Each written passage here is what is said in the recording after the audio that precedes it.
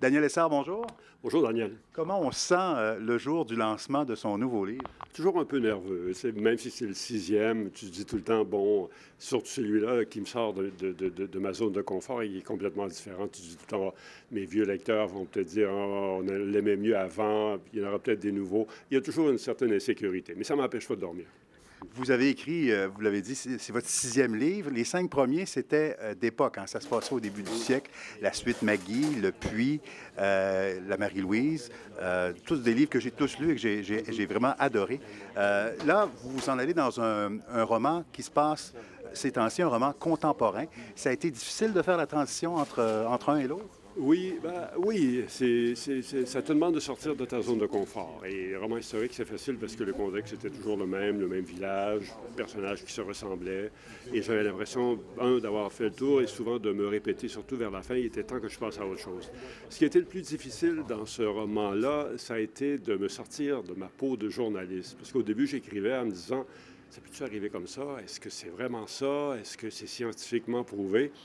Et là, ma blonde me disait, t'écris un roman, tu peux prendre un certain nombre de libertés. C'est pas un documentaire que tu fais, c'est un roman. Mais vous aviez quand même ce souci que ce soit vraisemblable. Je voulais que ce soit plausible, je voulais que ce soit crédible. Je voulais pas que les gens disent une histoire de fou à la James Bond, ça n'arrivera jamais comme ça dans la vraie vie. Je voulais que ce soit plausible.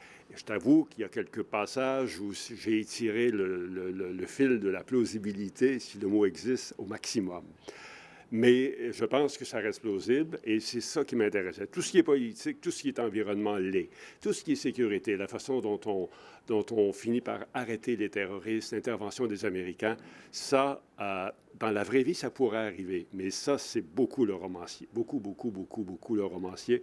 Que les Américains viennent faire ce que les Canadiens ne sont pas capables de faire, ça fait un bon roman. Alors, un bon sourire. Parlez-nous-en un peu. C'est un thriller qui se passe en 2016, 2018, encore mieux.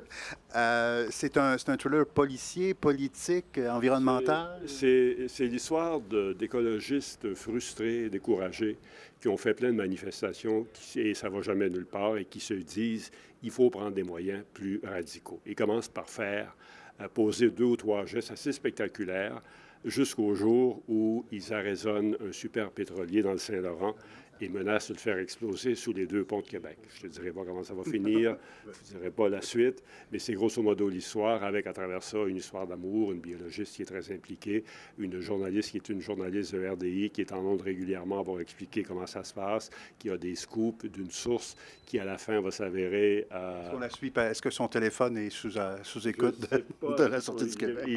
Oui, en sachant ce que je sais aujourd'hui, peut-être que son téléphone était sous écoute. Quelle différence y a-t-il entre le métier d'écrivain et celui de journaliste?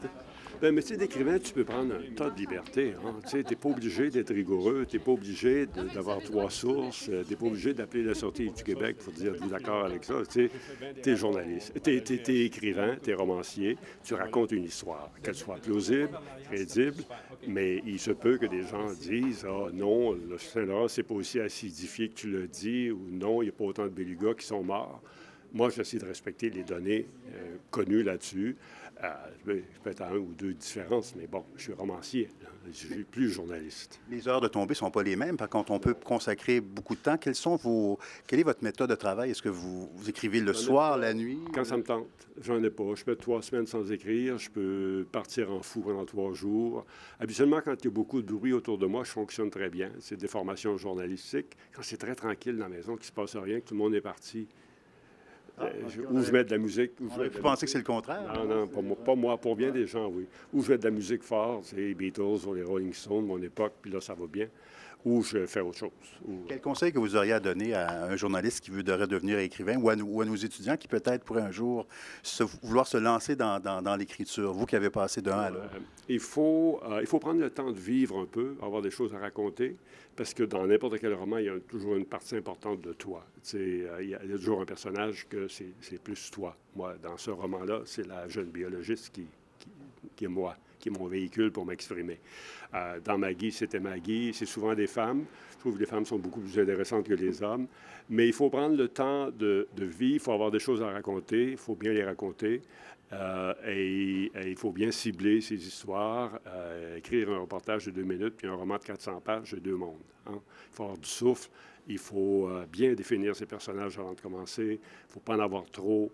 Il y a plein de choses que tu dois. Mais si tu as envie de le faire, tu le fais. La meilleure façon d'apprendre, c'est comme le journaliste. Plus tu fais du journaliste, plus tu deviens bon journaliste. Puis écrivain, plus tu écris, mieux tu écris, mieux c'est. J'ai envie de vous dire que c'est devenu une habitude pour Justin Trudeau de reprendre là où Stephen Harper avait laissé, on l'a vu en environnement. Vous êtes aussi journaliste indépendant tous les jeudis soirs à la télé de Radio-Canada. Les étudiants et moi, nous vous regardons. C'est important de garder la main, de rester actif à ce niveau-là? Je me dis qu'aussi longtemps que j'aimerais faire ce travail-là, et aussi longtemps que j'aimerais la politique, je vais continuer à le faire. Et aussi longtemps qu'on voudra bien de moi aussi, c'est important. J'aime encore faire ça. J'aime raconter des choses. J'ai une perspective que je peux apporter, un recul que je peux prendre par rapport aux événements. Et je me dis, bon, si les gens aiment ça, ça peut faire, si ça peut contribuer à améliorer le niveau d'information, tant mieux, je continue à le faire. Mais la journée où on va me dire, écoute, le soir, on t'a assez vu, merci beaucoup, bonjour, je ne serais pas malheureux. Je peux vous dire, en tout cas, qu'à mon avis, ce n'est pas encore le cas. Non, bien merci, c'est gentil, mais bon, on ne sait jamais. Dans ce métier-là, les choses changent vite, hein? Alors, une journée à la fois. Daniel Essard, merci beaucoup et bon succès pour ce 6e livre. Merci beaucoup, merci, c'est gentil.